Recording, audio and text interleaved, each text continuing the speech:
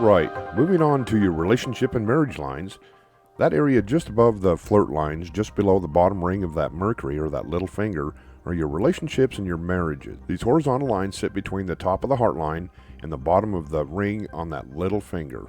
There's a timeline there, and you divide these up into 3 sections. Now coming up from the bottom, that first section is your 20s and 30s, the middle section is your 40s and 50s, and that third section is 60 and above. You'll read those lines beginning from the back of the hand, which is the start of the relationship or the marriage, towards the palm, which is later on. The lighter lines will be relationship lines, and the darker ones, the more prominent lines, will stand out and have a great density and color to them, reflect your marriages. Now as we take a look at those horizontal lines on the edge of the right hand, just underneath that pinky finger, and we can see some of those earlier relationships, just barely.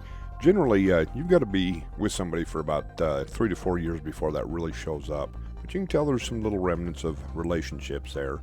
But then you've got a marriage line there. Now it looks to be a good marriage line. It's got a good color to it. Now when we go above that, you've actually got a second marriage line. And now there can be 2 meanings to this.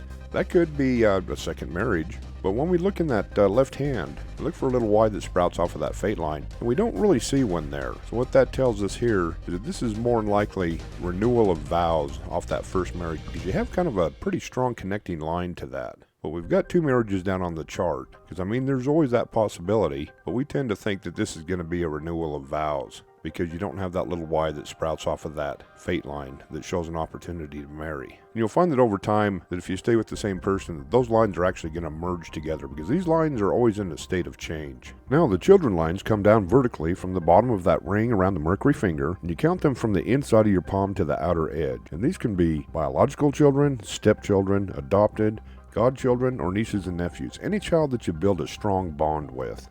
Now as we take a look at these vertical lines that come down off that bottom ring of that pinky finger on that right hand, that Mercury finger, we actually see 3 children lines there. Then you've got a little gap and then a bunch of little lines behind that. Those are grandchildren lines. We don't usually count those in your hand. We've never got an accurate count. Those are better counted in your children's hands. Now like we talked about before, these don't always have to be biological children.